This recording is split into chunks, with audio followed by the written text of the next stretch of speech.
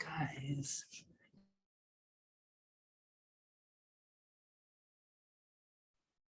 Good evening, Professor. Hi, Hey, Professor. bud. Hi, Celine. How's Xavier? He's good. He's good. Eureka brought her little one, so he has competition now for my. Hi, Of Professor. course. Hi, Antoinette. How are you? I hope the car is feeling better. No, I ordered the car part, but I can't believe like when I walked out, like somebody literally like vandalized my car. Jeez. What? Yeah, Celine, I'll text you. That's whack. I'm sorry. It's Oh, okay. that's so sad. I'm sorry. Yeah, it's Your okay. hair. Thank you guys. Wow. So here.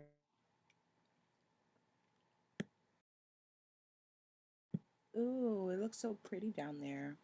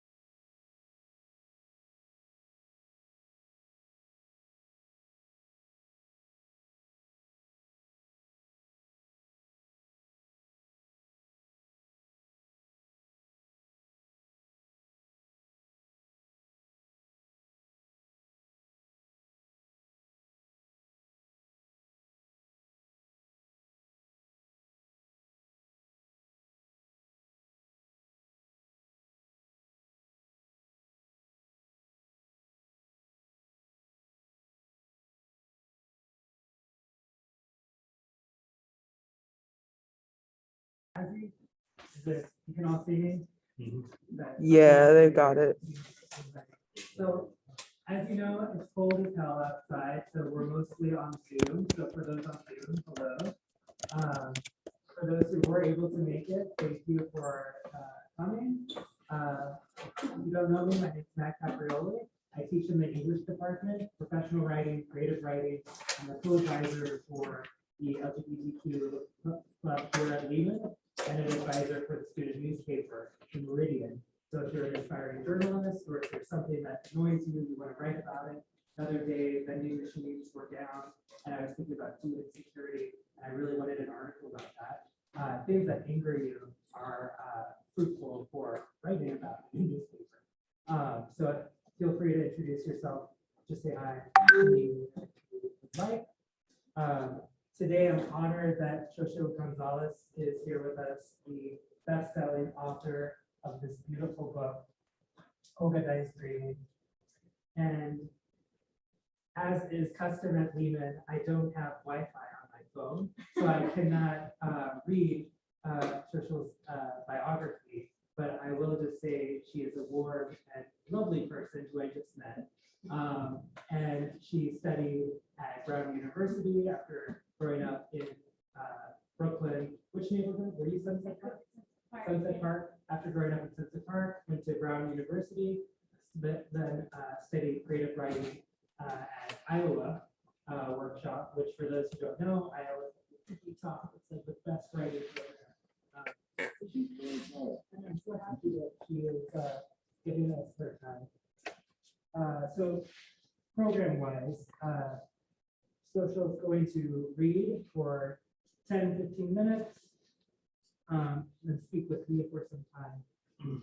And then if you have any questions in the chat, feel free to type them in the chat. I also have a pink cowboy hat over there that you can write a question in. And if you want to remain anonymous, put it in a little hat over there. You can also just raise your hand. We'll see how it goes. Would you like to? You can read me? All right, we don't have any.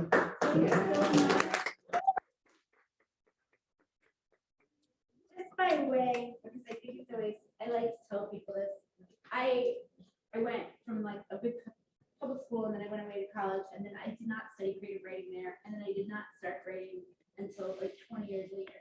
So I went to my 20th college reunion and in that fall I started my master's in writing. So it took me a long time. So anyway, I'm very impressed that you all are here and doing this now so early in your educational career. Is wonderful. So I'm going to read a little bit from the beginning, and the main thing to know is that Olga is a wedding planner for the ultra rich in New York, and she is like at a wedding. They're setting up a wedding, and she's talking to the catering staff about the napkins. These very expensive napkins. So now listen, Olga said, they were custom made just for the wedding, and the bride wants to have them for her house. What's she going to do with 300 napkins? One of the waiters interjected. He was clearly new. 600 actually, Olga offered. Always good to have extras, right? The staff laughed. She claims they'll be heirlooms. Point is, we need to be sure we keep those separated for the rentals at the end of the night, okay? The waiters nodded collectively and like a colony of ants given orders from their queen, ran off to execute the said napkin plan. Olga did some mental math. It would take 6 pairs of hands, another 4 hours to create an optic that the guest would undo in seconds with a flick of a wrist. 290 guests to be exact. Barring a crazy incident, some overgrown frat boys spraying the bridesmaids with champagne, say, or a drunken guest knocking over the crook-a-bush display, they should end the night with between 150 and 175 brand new linen hemstitch napkins that she could steal for her cousin Mabel to use at her wedding that fall. Olga hated her cousin Mabel. Of course, it hadn't always been this way. Yes, Mabel had been a loudmouth girl who developed into a loudmouth know-it-all woman. But despite this, they had been in their youth quite close. Slowly, though, a rift had formed and expanded. Then last year, at age 39, Mabel was concurrently promoted to mid-level management at Con Edison and proposed to by her long-term boyfriend. The combination rendered her inseparable. Olga was only a year or so older, and for the entirety of their lives, Mabel had been in a one-sided competition with her, where action of any sort in Olga's life was interpreted by Mabel as a sign of aggression and met with a, "So you think you're better than me, huh?" Truth be told, for most of their lives, using a traditional American metric for measuring success, Olga was better than Mabel. She had left Sunset Park, gone to a fancy college, started her own business, been featured in magazines and on TV, had traveled the world, and gone to dinners costlier than one of Mabel's paychecks. But now with this engagement, Mabel was going to achieve something that Olga never had, being a bride. Never mind that Olga bristled at the idea of third dates, let alone marriage. To Mabel, in this one arena, she finally won, and she was not about to let her victory go unnoticed. On Christmas Eve, drunk on Copito, she waved her engagement ring in Olga's face repeatedly, saying, "Julio got it from Jared, bitch. What did you get?" That's right, nothing. At the bridal shower, her family pressured her to host because she's the one with all the party hookups. Mabel gave a special toast to her cousin Olga, who can help the bride. She just can't get a groom. Olga had taken this in stride, primarily because if finding someone like Julio to be tied to for all eternity was the one contest she would lose to Mabel, then she had chosen well. She was equally placated, knowing that when the time was right, she would think of the perfect fuck you gesture to take just a bit of wind out of Mabel's sails on her wedding day. Just the right little something, pedal in her shoe when she reflected on the day. It was during her sixth meeting with Mrs. Henderson, the mother of today's bride, specifically about the topic of napkins, when the idea came to her, and she was immediately filled with delight, knowing that she could strike two birds with one tiny stone. From the beginning, Olga knew the napkins were going to be the thing with this event. At every first meeting with the client, there was one comment casually uttered that Olga filed in her mental Rolodex. That in several months' time, she would spend hours or even collective days dealing with what had seemingly been an innocuous statement or question. So it was when Mrs. Henderson and her daughter came in the first time, and just as they were about to sign Olga's pricey contract, Mrs. Henderson said, "We didn't speak about one of the most important things, the napkins. I do hate when they leave lint on your gown." Olga agreed immediately and waxed on about that and a number of other nuanced considerations regarding the linens. Within moments, the paperwork was signed, and Mrs. Henderson was phoning their money person to deal with the matter of getting Olga her not insignificant deposit payment. But with her one comment about lint, Mrs. Henderson revealed herself to be at best neurotic and at worst crazy. Olga had only quoted them her fee for normal rich people. Anxiety consumed her when she realized she had not charged for nearly enough. She had not been wrong. Mrs. Henderson's daughter, the bride, was a forgettable girl marrying a forgettable guy. They both wisely allowed Mrs. Henderson to do whatever she wanted at the wedding, knowing that if she was satiated, Mr. Henderson was far more likely to give them the cash they needed to purchase their own place in the Hamptons. Yet even with the bride and groom largely absent, Mrs. Henderson had kept Olga and her staff's hands full with the aforementioned napkins. What would they be made of? How wide would the hemstitch be? How would they be folded? What about the cotton? What about the hand towels in the bathroom? Was a white napkin rude? Did the same rules apply to napkins as to guests about wearing white at a wedding? Should they switch the order to ivory? Was that same quality of linen even available in ivory? Should they add in a pop of color? What would people say about a blue napkin? Would that be good luck? Would that be lit? In the end, she settled on a standard white linen hemstitch napkin, which she insisted be custom made for the occasion so that the children could have them as heirlooms. Olga easily obliged, knowing that they would cost her $7 a piece to have made by a Dominican woman she knew in Washington Heights, and that she could very easily charge the client $30 a napkin, attribute the cost to Mrs. Henderson's exquisite taste in fabrics, and pocket the difference. Of course, even a seasoned professional like Olga could never have predicted that Mrs. Henderson's neurosis about the napkins would escalate to the degree that it did. Fear that her guests would at any point be forced to use a soiled napkin gripped her. Gradually, she increased her original order of 300 napkins, essentially doubled it. Of course, knew there was simply no fallible way that her guests could possibly go through this many napkins. She also knew that telling her fear was irrational, well, that was pointless. Instead, Olga assured her that such a degree of thoughtfulness was surely the sign of a considerate hostess, while silently delighting in the knowledge that she concurrently figured out the perfect touch for Mabel's big day, while also earning a few extra thousand on this job. Olga did not see this as much as theft as an equalization of resources. Mrs. Henderson had aggressively accumulated too much of something, while her family had acutely too little. At the Henderson wedding, despite all the time and energy spent discussing, procuring, pleating, and angling these napkins, they would go unnoticed. But at Mabel's, like a black Chanel suit in a sea of knockoff Hervé Léger damaged dresses, they would stop people in their tracks. Kayla Dante, she could hear Kiki Lula say. She could picture her Theo Richie holding two of them over his chest and saying, "How many do you think I need to make a guayabera?" There would be countless cousins uttering simply classy as they thumbed the fabric between their fingers. This is the least Olga could do, she felt. Why should her family get to know the feeling? Why shouldn't her family get to know the feeling of imported Belgian flax against their laps? Because Mabel's father was a janitor? Because that was the job he could get after he dropped out of high school? Because he dropped out mainly because of his dyslexic? A disorder that the family only learned of, mind you, when his own grandchild was diagnosed with it at school, and Theo Jojo, to comfort the child, said, "It's okay, Mimo. I've seen the letters backwards my whole life, and I've been okay."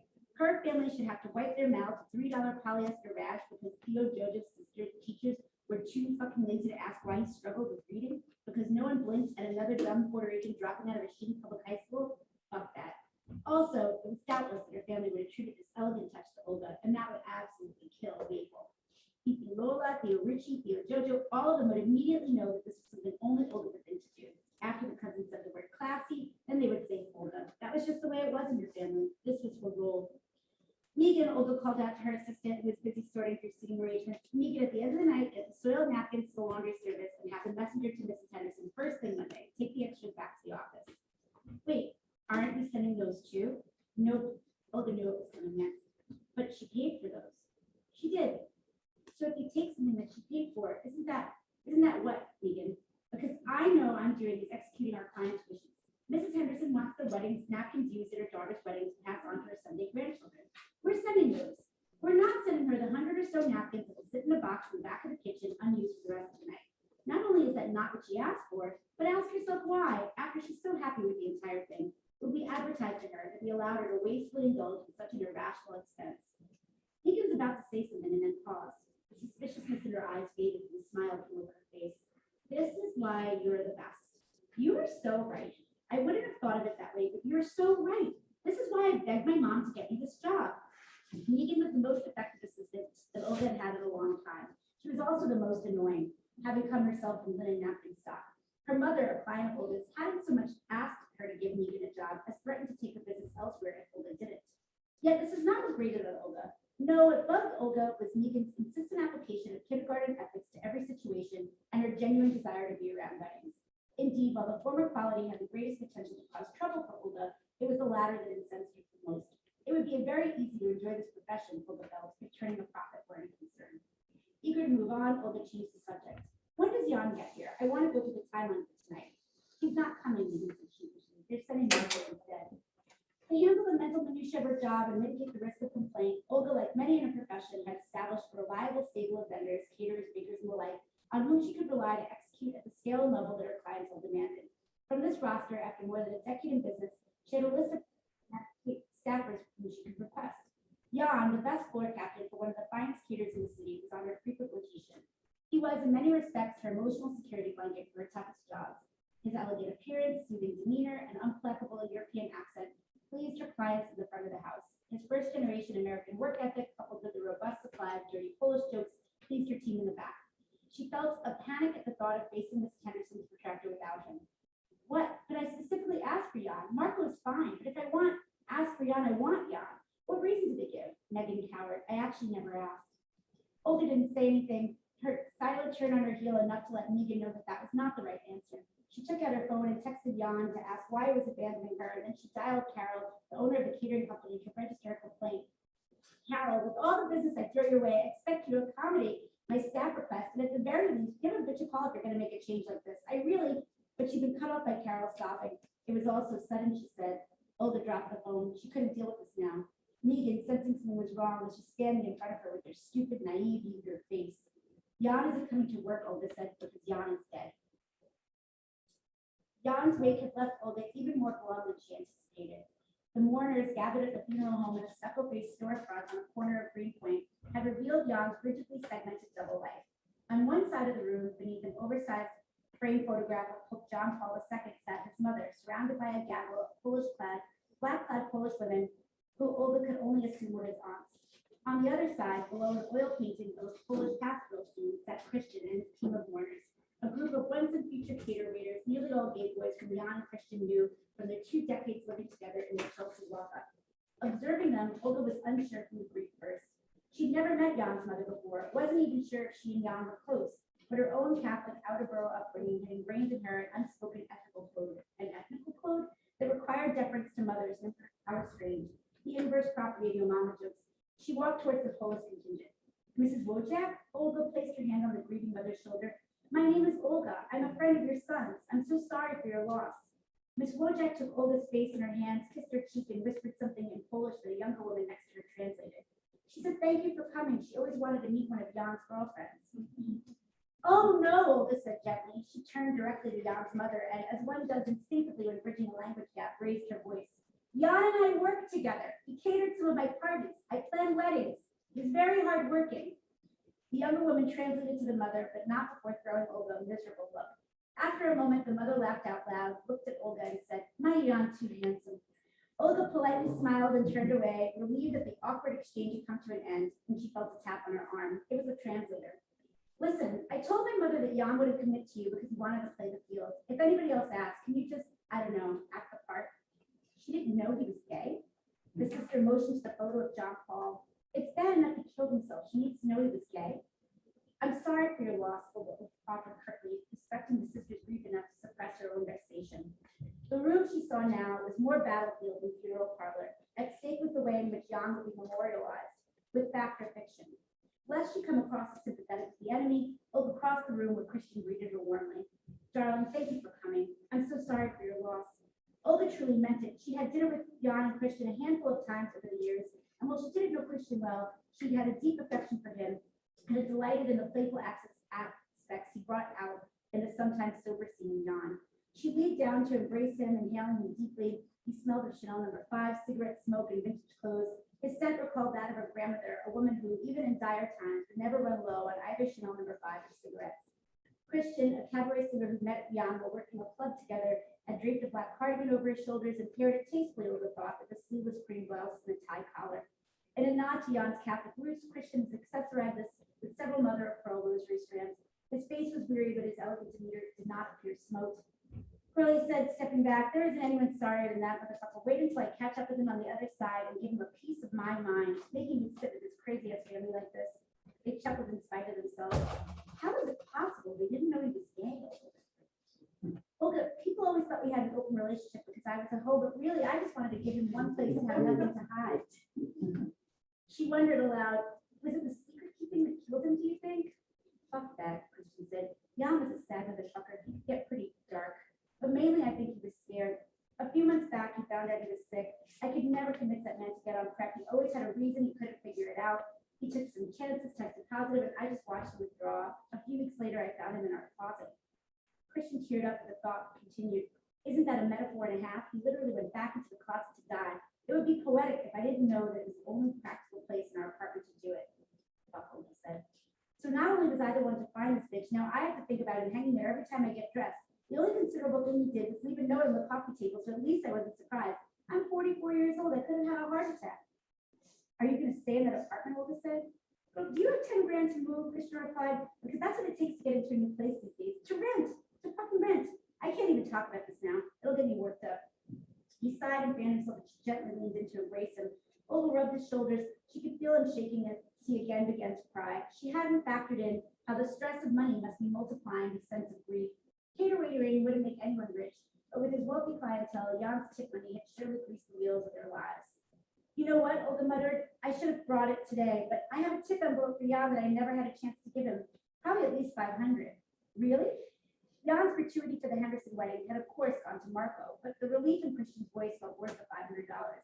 Maybe she would send a little more. They were interrupted by another mourner. Olga figured it was a good time to pay respects to the dead. The casket's lacquered white wood and gilded handles gleamed under the soft lights that illuminated Jan. Olga approached, pausing for a moment to take in his physical form one last time.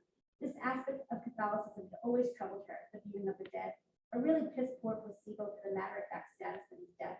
She had always felt the Jewish faith got mourning right. There's no pretending there. A quick burial at a time where you can be as grief-stricken as you need to be, without the presence of mirrors, surrounded by family, friends, and comfort foods.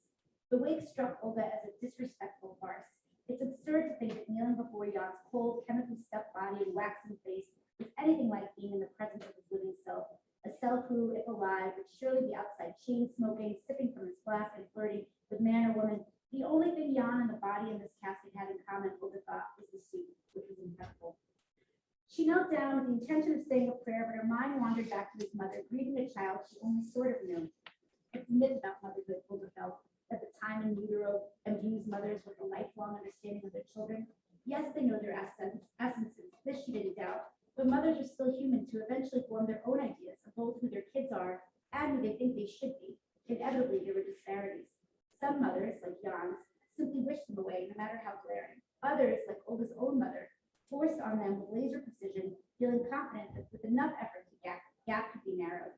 Either way, in Olga's assessment, it was turn into feelings of deficiency. Olga knew firsthand how harrowing that could be, how weighty it must have been for Jan to don his mother's version of himself every time he rode the subway back to Brooklyn for a visit, to make sure he didn't let any of his other selves slip, fear of disappointing her. She reconsidered Jan's sister, her previous irritation replaced by empathy. She was only protecting the image Jan wanted his mother to have of him. Olga knew that for her brother, she would do the same. As she rose and turned away from the coffin, she ran into Carol, Jan's old boss. Carol had started her catering business out of her apartment 30 years ago and grown it into a vast and lucrative operation, something that would be almost impossible to do now. She started out doing small weddings, then bigger and ever more prominent affairs, eventually securing the contract for the annual Met Gala, all the fashion week parties, and well, just about every A-list happening in the New York City area. Now, on any given day, they were servicing anywhere from 50 to 100 functions, and Carol seemingly knew the intimate details of each of them. Her business consumed her life and thoughts. All she could talk about were parties and clients and trends and catering and food, and which captains were good and which captains were overrated, and of course, her favorite topic, how to grow a profit margin. And while Olga long admired Carol's business acumen, Carol herself almost rankled her, as she was to Olga, a mirror to the vapid concerns of her own chosen profession. So commerce broke this machine that Olga had been surprised by how absolutely broken up Carol had sounded on the phone. She opened her arms to embrace her now. Olga, Carol explained as she broke from the hug. Oh my God, isn't it awful? Carol, it really is. He was my best captain and a really great human being. Of course, goes without saying, and the best worker. They don't make workers like him anymore, Olga. What are they going to do? We were about to get for the busy season, and you can't imagine how many events I had him on for. Grief can be very disorienting, Carol. No, Olga, this is devastating. We have a private dinner at Agnes Dunn's next week, and she won't let anyone but Jan even look at her wine refrigerator, not even a peek. You can't imagine how particular she is. Olga nodded. She felt her blood pressure rising. He was on all my biggest fall events, Carol said to the side. He had so much to live for. Olga said with a smile, yes, Carol, if only Jan had reached out before he took his life, he could have reminded him what an inconvenience death would be for New York society. Surely that would have given him something to live for. She excused herself without waiting for a response. He lined out the door and onto the street, and she found a taxi and directed it to a local dive bar.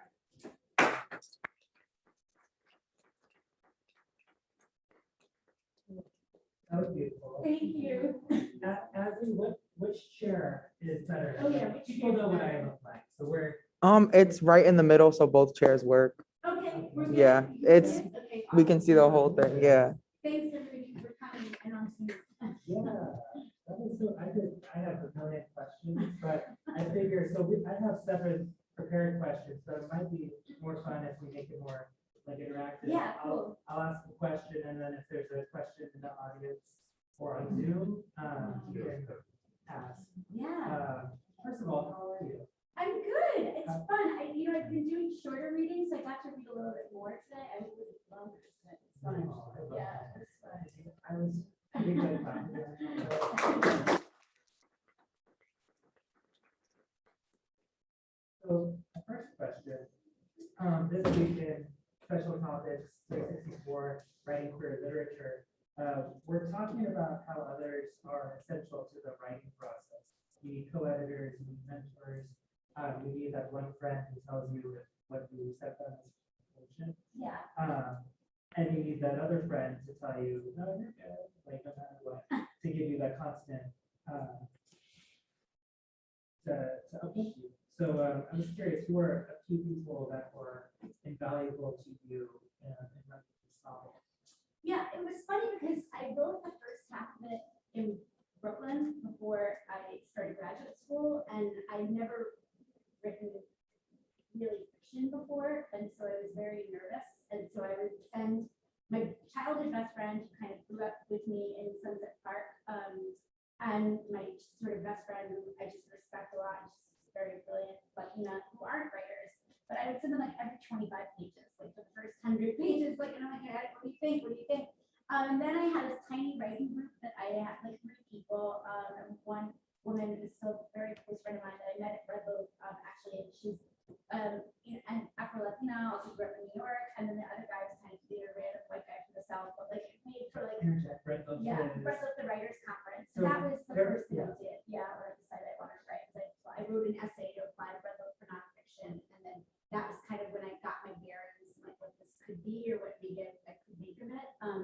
But yeah, so I sort of had like what I would consider my reader audience, like the people that I would one day want to see on the subway reading my book, and then I had like my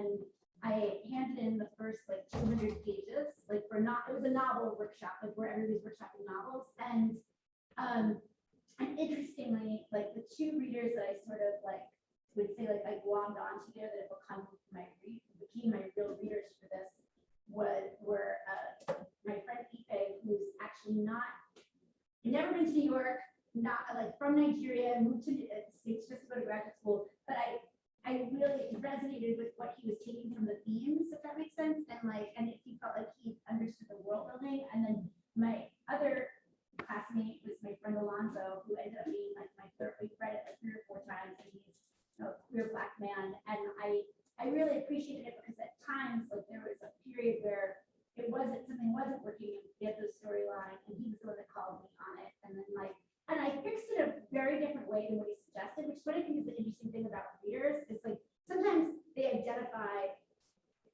the problem, like it's not working, but they maybe don't understand exactly why, and you sort of as the puppet master have to figure out how to address the bigger note, like not the specific note.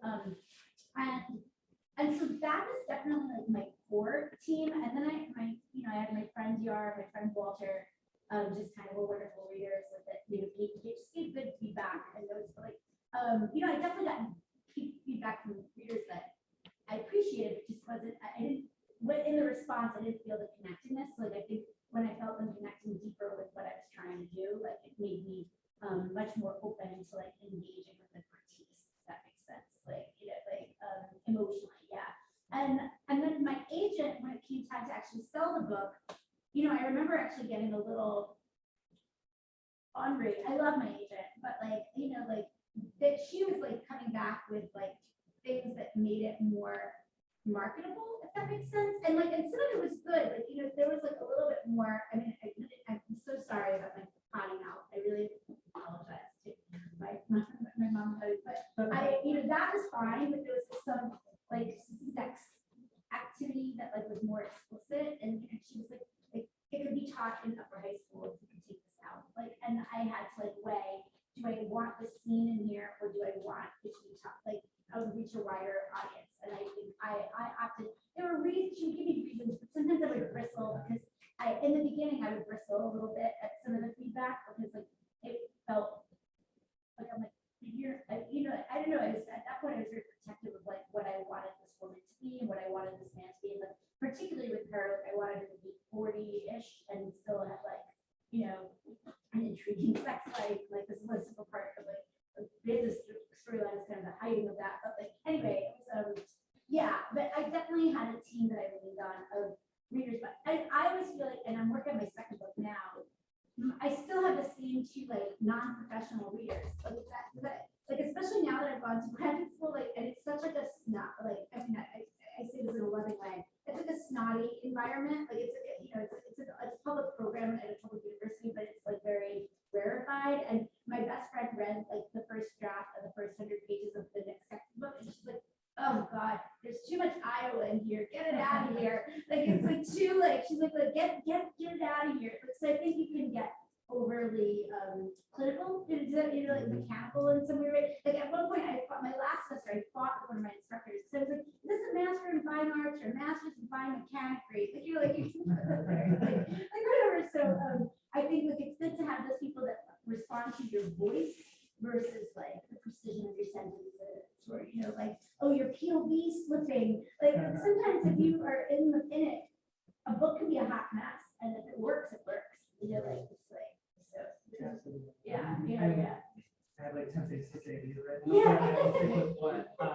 How did you, so that struggle with your agent, whether to keep in the sex scenes with Mateo, which I believe you did, but kind of. How did you negotiate that?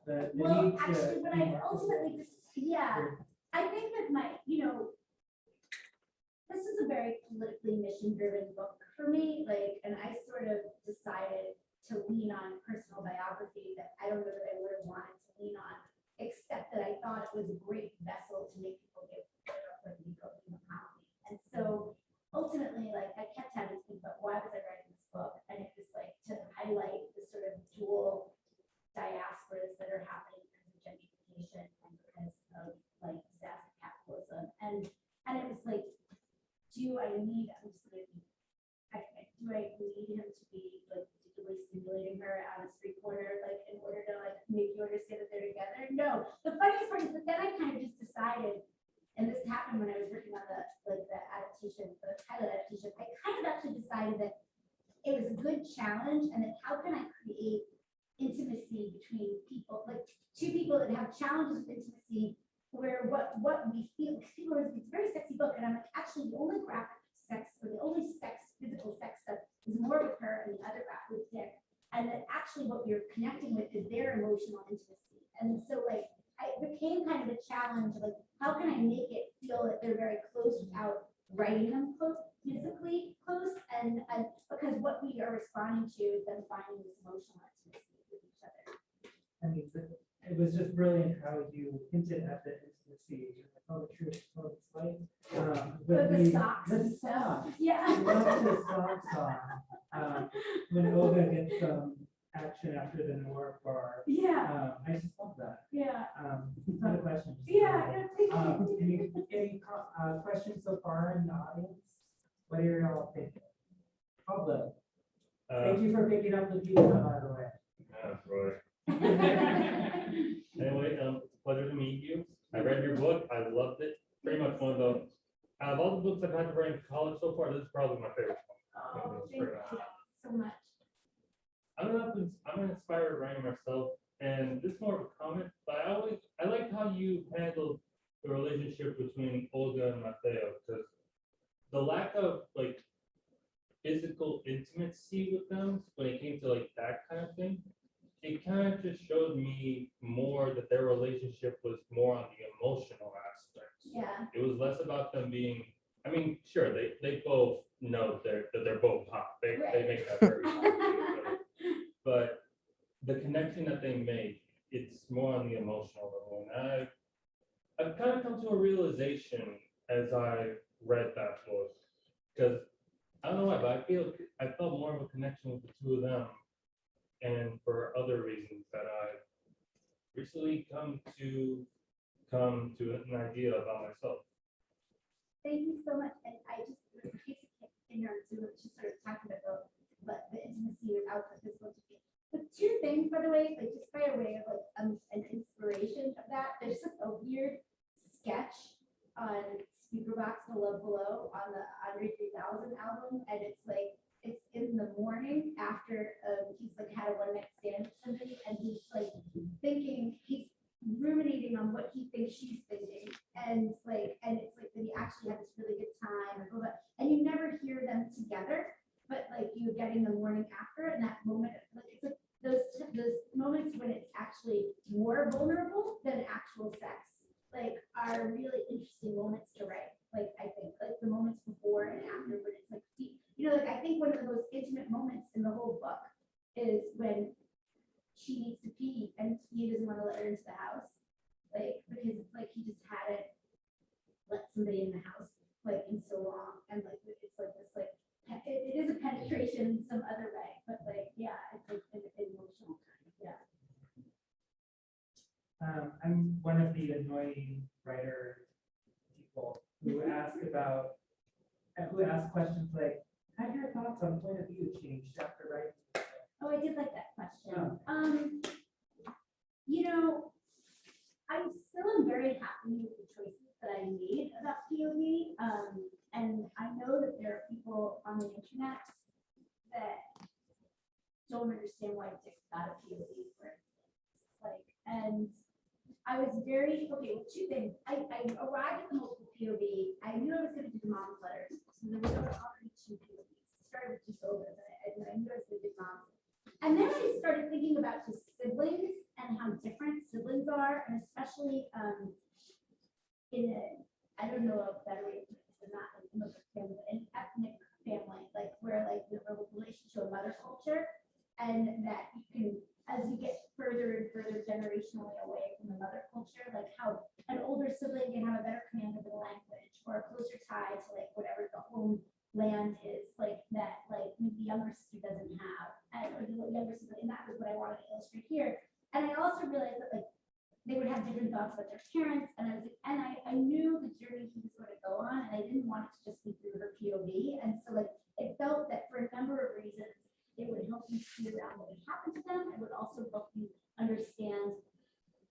how he saw his closetedness versus how she saw it, and like that experience in a family.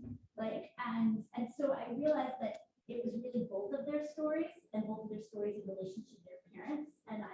And so now I knew they were going to be both babies. And then as I was shaping them as characters, and I realized that they each kind of came to represent more symbolically, like on a larger scale, I was like, you know,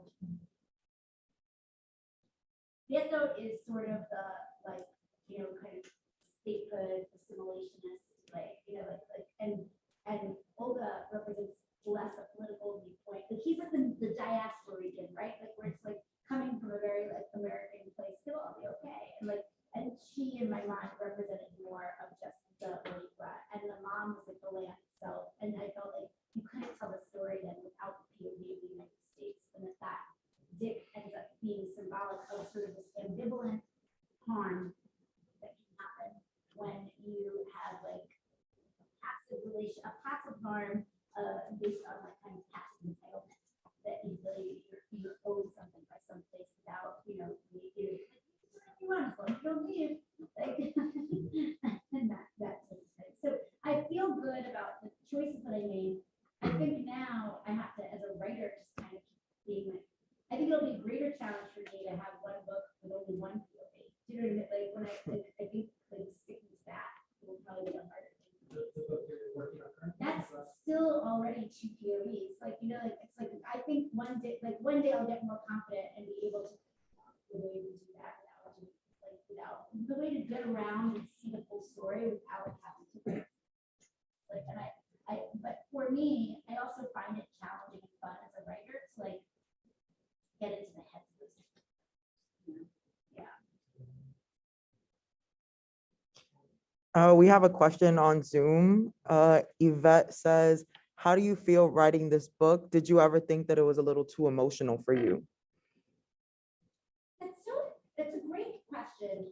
It's funny because right now I'm like in the middle of like a nervous breakdown of my second book, which is like seemingly less biographical and yet way more emotional somehow, because like it's like delving into stuff that nobody knew. Like this, a lot of it was like all my friends, people that had met me over the years knew, like my mother had been, my parents been activists, like my mom like left me with my grandparents, like, you know, like the bait, like I was a wedding planner, like anything you can find on the Googles, like it was kind of there. And I've been in therapy a lot for a lot of these issues. So it was harder to like write to truth. Does that make sense? Sometimes there's convenient lies that we tell ourselves about things, like, and I think like in the process of Olga being called out by Mateo, like I had to like get further with like, but what is really happening? Were you a bit like, how do you feel about like being abandoned? How do you feel about this? So I do say like the latter part of the book, like when you get to like the assault and like that, like after like she sort of her mother kind of reemerges and then you get into the assault. Those are very dark days of writing. Like I was even just the entire hurricane sequence was very dark and hard to write. I know one of your questions about research, but I tend to research as I am going. Does that make sense? Like, because I don't want to get bogged and try to sound historic. Like, like I don't want to seem like I'm like footnoting and stuff. Like it's like let me get what I need in the moment, and then like sit on it for like a day, and then like go in with what I absorbed, and then like I fact check myself. Like I didn't ever know, so I can go back and make sure I didn't like screw something up. But like I don't want to sit there and be like, you've got to get these statistics in. Like the only time I did that was with Diego's speech at the end, because he would have done that, right? Like, but so it's to say like in the emotion of watching the hurricane, like after like when the character's going through trauma, like I have felt deep trauma, like, but you know, I try to like shake it off, and like, you know, the problem now that I'm like kind of doing a lot of things is like sometimes I have to go away for 3 weeks just to make progress, and like and you don't want to waste time, so like you're kind of in the mix. Like I was away all February working the second book, and by the time I came back, I was like, somebody hug me and tell me a joke. But I think if you're doing it right, it should feel emotionally hard. Like it should. It is an art form, and I don't know. The one thing that was screaming from the rooftops is like it's an art form. Art is about accessing truth, and so if you're not feeling so much pain, I don't know that you're accessing the whole truth. Like you know, like it's not. It should be temporary pain, not forever. The title, I believe, is informed, or it takes its title from Pedro Beatriz, Puerto Rico first published story.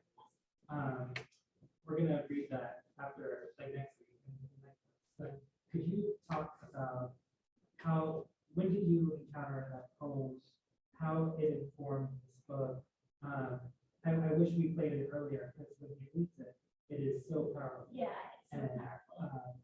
So I'm just curious, the title, the poem, Well, so it's actually really funny, because my second book takes place in college, and so I've been going through my journals to remember how I thought in college. And it's hard to strip away 20 years of like armor, like to remember how you feel when you're first experiencing hard things. Like I was like, oh, let me bring out my old journals, and I had brought Pete Mas to college to speak for like Latino History Month, like as a like the college sponsors speakers, and he gave me that poem.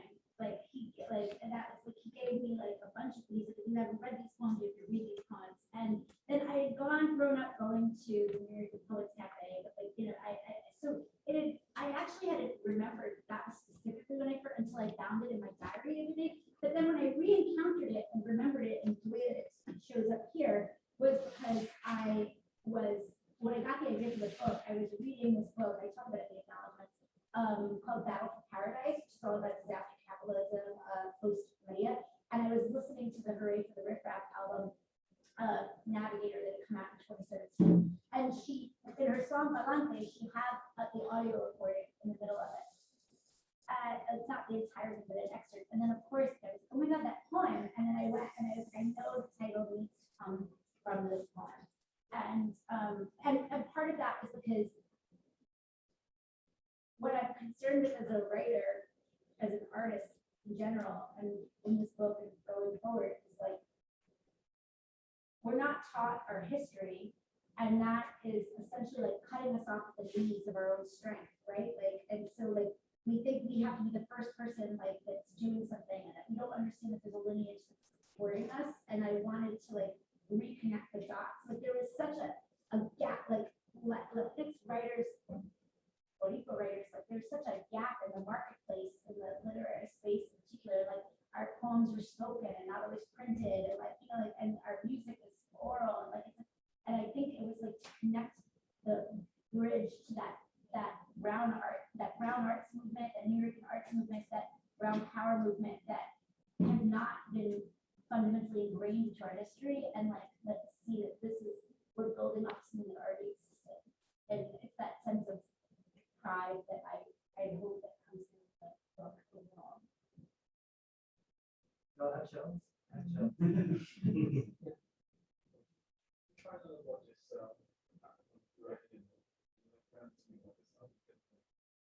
the short story.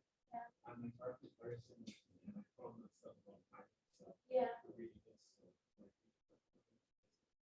I do. I think even now, it's funny, like I was in therapy and I was trying to like explain something, and I realized I had written how I was feeling in a chapter. Like I hadn't realized I was writing how I was feeling when I was writing it even. I like, that's how the character feels. But like when push comes to shove, like a year later, like, after I wrote it or whatever, and I didn't, like, I was like, well, that's how I feel. So I do feel, I think I learned about how I feel, but I also think that I learned about other people in my life, and it gives me greater empathy to really walk. If you're really like in it, right? It's a little bit like acting, because you're kind of creating a character in a scenario, you're walking them through it, and what would the reaction be? And I think that generates this like level of empathy that is a beautiful thing, and it hopefully then passes on. Yeah, I totally think it's emotional. What is your name? Antoine had a question. I enjoyed the first few pages. I will be reading it on my page. So I wanted to know, when you were first thinking about this book, the genesis of it, who did you have in mind in terms of like the reader, and how has that changed over the course of your writing it to the finished product? I don't think that it's funny. I would say like I started out and I really wanted to write it for a lot of the Latino women that I just knew, like in the world, that version of them that I knew, like where they, I don't know, like it's I felt like a lot of things I've been reading have been sort of trauma, based in trauma. And it's not that there isn't trauma here, like, but it's like, but she's leaning on her toes and not on her heels, if that makes sense. And they're both leaning on their toes and not on their heels. And so I just wanted to, I wrote it for those women and then eventually those men, like, and then maybe halfway through, I knew I wanted to make this larger point about the people, but I think that then I started to, I think that this could have a wider audience, but mainly I was really writing it for them. And I was, you know, I was very adamant. I watched that Toni Morrison documentary, Pieces of Me, that I think it's on, you know, Hulu, I think it's on Hulu now, but, and she talks about like trying to eliminate the white gaze. And I was very intentional. It's funny because like, I was talking to the Yarima Bonilla from the Center for Puerto Rican Studies, and she was like, you know, you explain so much of the political history of Puerto Rico, and I was like, because so many Puerto Ricans don't know it. It's like I was like, that was not for white people. That was actually for like other people in the diaspora, like that don't know it. Like, and so I think, but I don't explain stuff like what's Coquito, like what's this, like what's that? Like I'm like, just you'll figure it out or you won't, and I don't, okay, you know, like, and I kind of don't care. No, like I think like, and I think that because I felt very much I was writing an American book, like this is an American family. So it's like you should need to know these things and feel as unsettled if you don't know this, as I feel unsettled about not knowing about the Pilgrims. You know, like it's a part of our history, and we should know it. Kind of ties into, I agree that, I think it's outrageous that like so many people don't know about the young lords. Yeah. Or just, and that's intentional for sure. Oh yeah. But I won't get that. This kind of ties to my next question. Lately, how have you noticed art speaking truth to power? Have you seen Olga have that impact? Yeah. You know, I thought that, not to be so myopic because it happens all the time, but I just, it's just a topic that I'm currently the most impressed about. But I think what we saw in the summer of 2019 with music in Puerto Rico and the protests, like I think mural art there is like all like has been speaking truth to power. I think we see that. I think we've always seen that in America in music. I think we saw that in the Fania Records movement. There was so much speaking truth to power. Like I think we saw, I've always seen that in hip hop. Like that's been so much about what, or especially early hip hop is about. I think in the current moment, I'm seeing it in like I'm seeing it in I'm seeing it in Lisbon. Like I'm seeing it in these musical artists. And I'm starting to see it. I think actually you're seeing it a lot more in queer fiction. Like I think like that I started seeing it. I think the one thing that I would say, like I was thinking about this question, and looking at that on the way over here, is I do, and about Olga, you know, is it speaking to the people that need to hear it? I don't know. Like, or is it speaking to people that agree? I don't know. Like, because we're so siloed now. Like, and it's not that I don't think art can do that. I think that I worry that we don't access it. So I think it's been interesting. Like, with Olga, you know, I've seen so many random book clubs of like, you know, white ladies in Tennessee or like, you know, like whatever.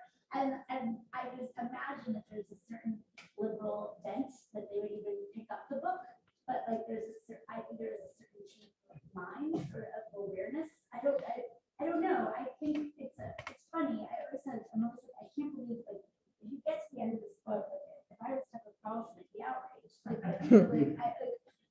don't think that's who's reading this book, so I don't know. Like I think that's not to dismiss the power of art. I think you see that.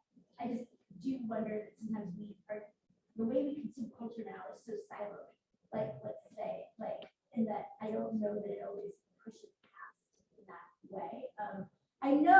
I do think where I felt very good about it is like I've had lots of women and I've had lots of Latinx men come to me and say that it's given them more confidence. Does that make sense? like more confidence, more pride. And that in a way is speaking truth to power, because then if you like, if that slowly creates acts of rebellion around assimilation or around like containment of your own narrative, that will slowly create change. So I don't know that it happens in the most obvious way, but like just because of the way we consume culture now, you know, like it's like when I was a kid, it was like literally nobody had cable and we had 5 channels. Like so like if something was on TV, like the Cosby Show, like I just watched my when you talk about Cosby, the Cosby Show like expanded worlds because everybody had like everybody was watching it. They were always waiting for us to be watching us.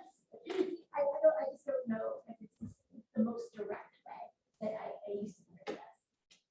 I will say, I think it's an incredibly lasting way against to work against white. Oh, whitewashing. completely. I also think I will Even say. here, there are some people who have said that it's changed their lives and who did not know about the N words and now know. I think that it changes people, like, and I think it changes hearts. Like, I think it's like, I don't know, I guess like speaking truth, I'm always, because my mom was sort of like a militant activist, like, I'm always like, unless you're laying across like a dean's floor, like doorstep, you haven't spoken truth to power. So I do think like, you know, it's funny, it's given me more confidence. Sorry, as a very brief aside, I'm doing an event for my own alumni organization, and the woman organizing it, very nice woman, said, how do you know? I said, I want to do it with Dean Rodriguez because she and I knew each other at Brown. And she's like, how did you guys know each other? And I was like, racism. I was like, there was 60 of us, like we all knew each other. Like, no, and I was like I don't know that I would have said that the same way like 2 years ago, but I'm still like, I don't care. It's not only but like, I'm just gonna be very frank about it. Yeah. Okay, sorry. Is there a question on the audience? Yes. Can I ask about how was your experience when first getting Haven? Yeah, mine was really unusual. Like, so I had a blog when I had my wedding planning business, and somebody had suggested that I try to turn it into a book. And so I had queried nonfiction for like commercial projects. Does that makes it like about like, you know, wedding planning or whatever. And I queried the woman that ended up becoming my agent, and then coincidentally we met in an exercise class locker room. Like, and so like, and it was one of these weird things. She said, I remember your writing. She's like, you had great writing, but it was like kind of dark humor, and it was not good. Like, it wasn't good for the time. And then I sent her like the first 100 pages, and then I met with a couple of other people, but she was the person for me.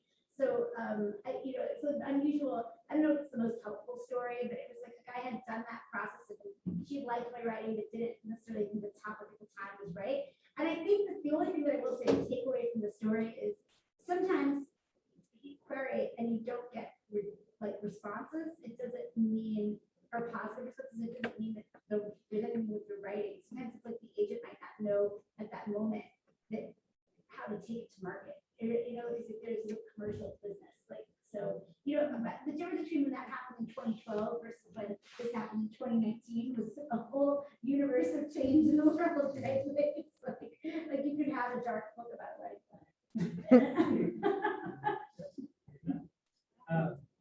Yes. Hi,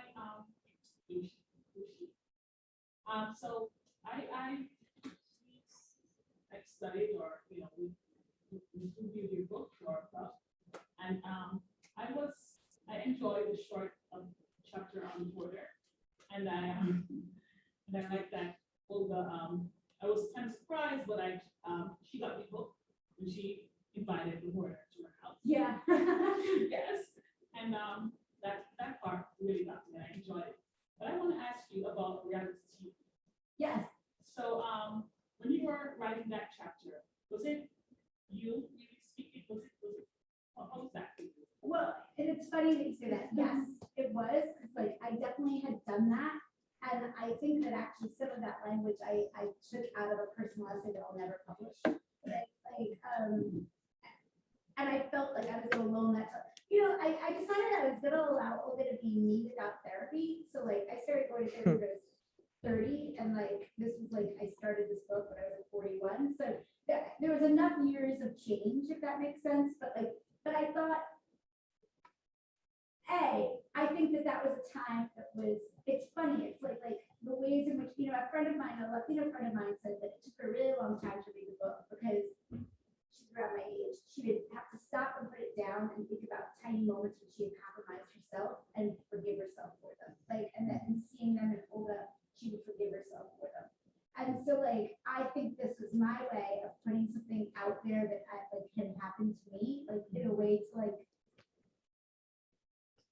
help do that. Like, I think that we can borrow biography, like, from ourselves in ways I think if it, and also it totally is like a real way, like, I think you see somebody has a business that looks so good on social media and like, you don't understand all of the, like, and it was important to me that she be an entrepreneur. Like, that was part of why I also borrowed my own profession, because so many women of color are entrepreneurs and self-employed, because it's like just that you're your own glass ceiling in some way. Like, you're not like hitting this constant frustration of like promotions and this and that. And so like, I think, I just wanted to put a little bit of reality in those details. And I also think it's just so true of our era, right? Like, it's like reality TV, like, it's just so, it's like, I wrote about weddings for the Atlantic, a wedding planner for the Atlantic, and she of course was also a real housewife. Like, like, it's like, like, it's just sort of where our culture's kind of gone. And this idea,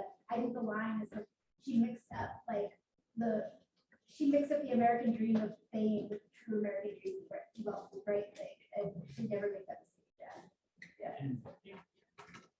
And for context, Olga is invited to be part of a pilot called Spice It Up, Yes. where she is to be the wedding planner to go into mostly rural. Yeah, homes, like, yeah, middle America. Middle Yeah. America, and it doesn't get picked up because it turns out white people don't like a woman of color coming in, telling them What to do. what to do. Yeah. But Spice It Up, I have to ask, is that based on the name? Spice It Up, I mean, you couldn't make it up. Like, Spice It Up was a sizzle reel concept that I was like asked to do for a now defunct cable network. My best friend and I did it. And like, when it was over, we like hung our heads in shame and went like, I don't know, like, got terribly drunk.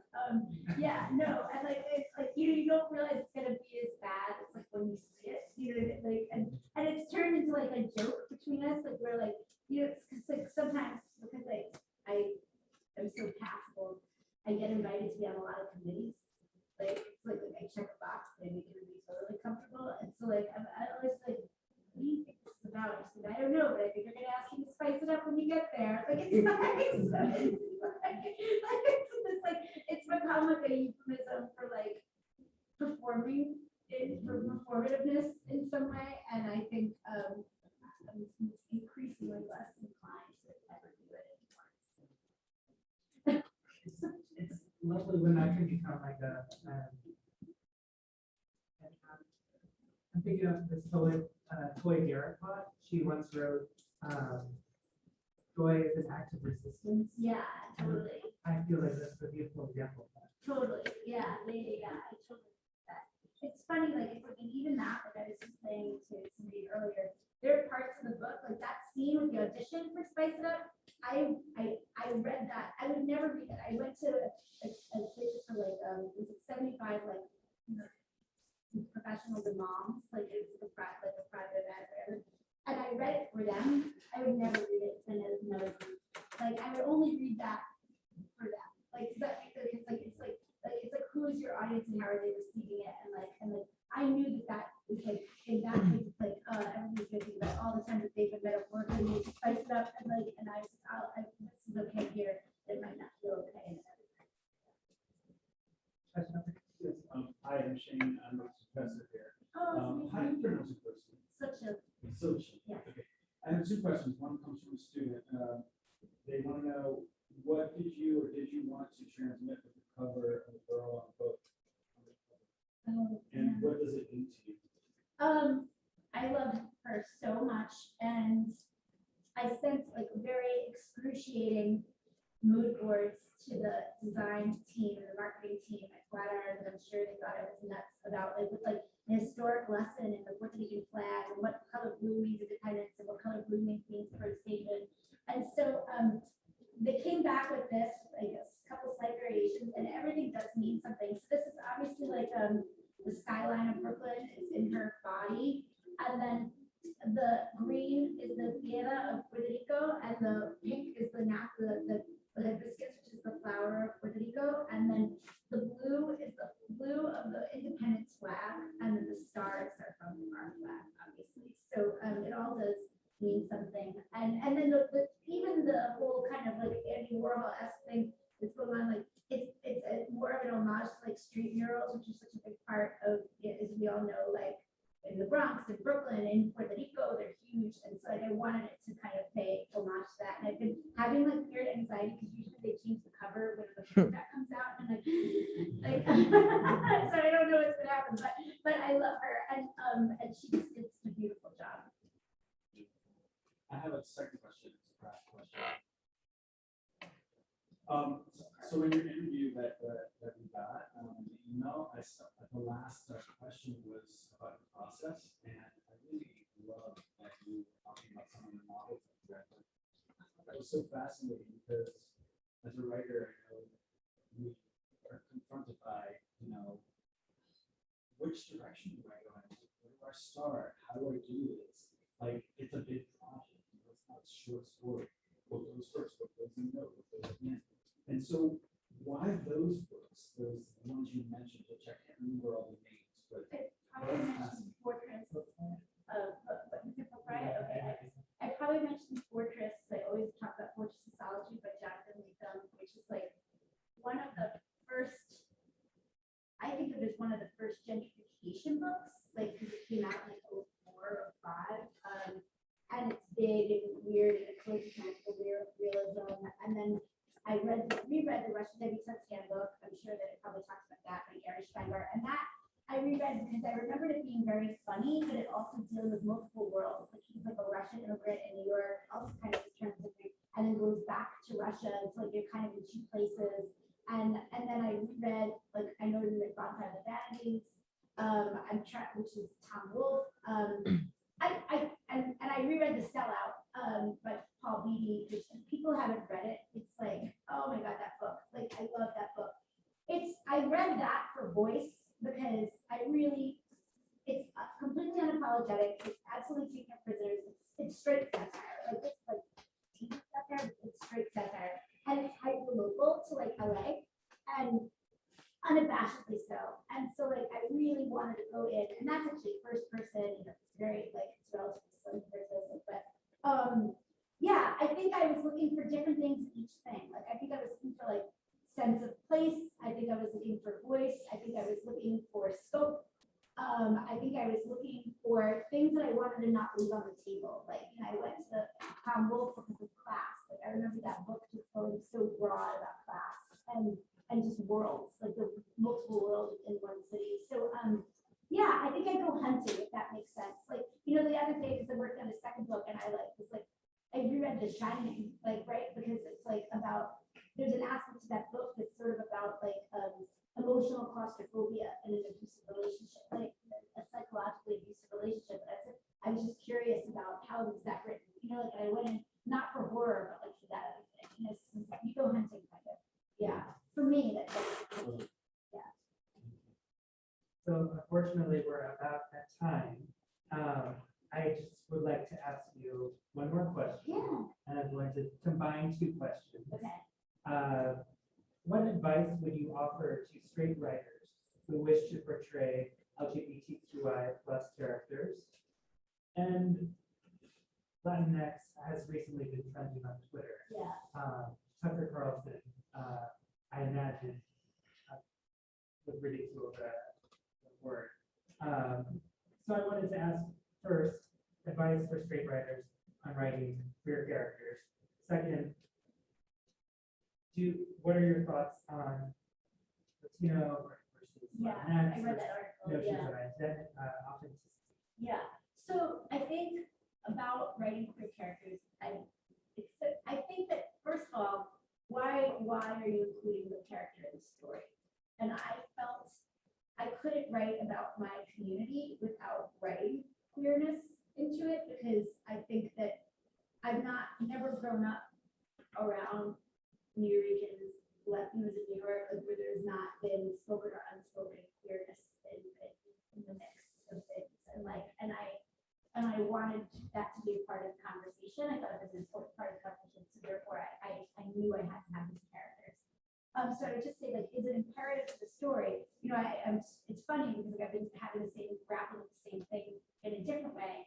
I went to college in the mid-90s and it was an extremely heteronormative time, like extremely heteronormative. And it's like, again, I don't know that there's going to be a queer character in that book because because I don't know that it makes sense. Like there might be hints at it, but like I don't know that it makes sense. So it's like, why does it need to be there for the story? And then other than checking a box that you want it to feel relevant to a current conversation, I think that then you're already starting on the wrong foot if that's the case. Because I think inclusion is about heart, and you're going to find the readers. Like if it's, I think if you are coming from that space, like I've been surprised at how many of my gay male readers love Olga more than Pietro. I know, it's so interesting, but I'd say, and then I think it's really like, a lot of this came from conversations that I've had with friends over years, right? Like gathered conversations and just about struggles and specific like ideas and dots that get connected, whether they're right or wrong. And so like, I think that then having readers that will be honest with you if it's not there, you know what I mean? Like if you're not getting it quite right.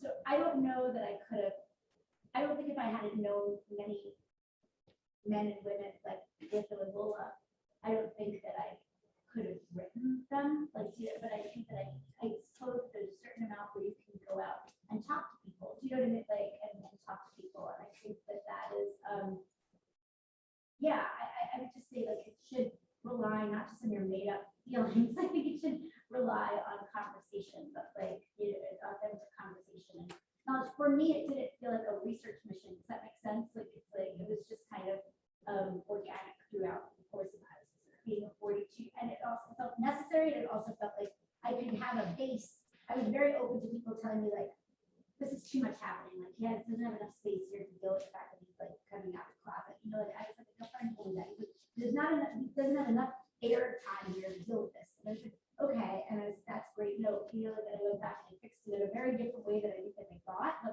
I fixed it. Like I needed to give him that space, and that's when I wrote that whole scene where he's like lying in his apartment and it was on the drive, and I love that chapter now so much.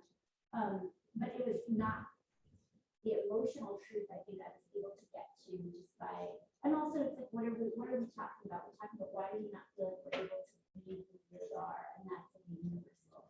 Like what? Like I think that's part of it too, is getting at what's the fundamental universal. Sorry, that's okay. Latin. No, that's beautiful. Yeah, and I poorly articulated my question. It was, as writing Olga deepened or challenged in knowledge of some of the terms we encounter in class, like heteronormativity, intersectionality, notions of authenticity, and lately Latinx versus Latino. It's a very complicated. It's complicated. I'm gonna personally say, like, I am 40, almost 45 years old, so I grew up and everybody's like, you're Spanish. And like literally that's what everybody said in New York. Like it's like, and then it went from that to like Hispanic to like then Latina. Like, and so I use Latinx more because I want my gender non-binary community members feel seen and acknowledged and not forced. So I actually use it more. I personally cringe when I hear white people say Latin X.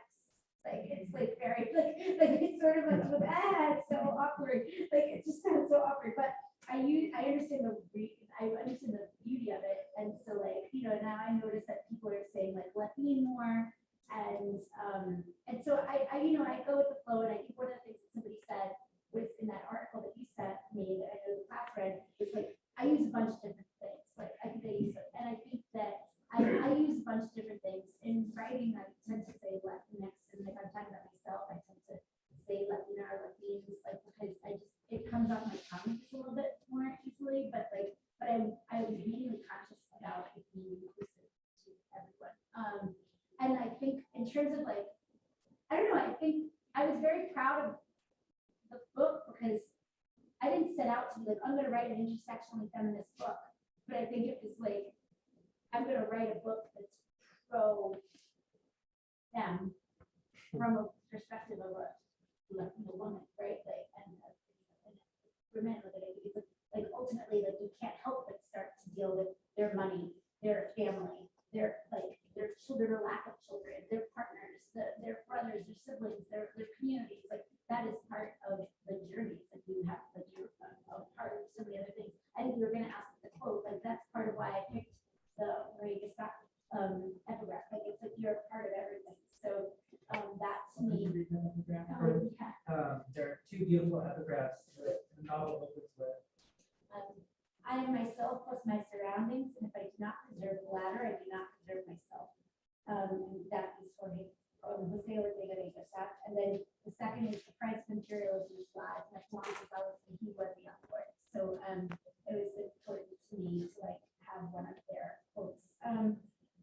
Yeah, so I think, I think it hasn't deepened it. I think it's made me very affirmed in my, like, sort of systemic, my own political and I think it clarified a lot of things for me, particularly like in that intersectional space. I think about like our community and like in sexuality and queerness like, in general. Like I think like it's just sort of broadened it for me and made me very firm in our perspective versus like I think up until now, not up until now, but like I think you're taught everything from kind of a white lens. That makes it like you're taught feminism from a white lens. You're taught like community organizing. You're taught all of the history and like. And I think this was when I said I wanted to get the white gaze out of the book. I somehow stripped that gaze out of my own life. Like it's so funny way. And like, and that's been a really empowering thing. And people's reactions to the book has only made me feel more empowered in our power together. Yeah. Great way to end. So thanks for saying that.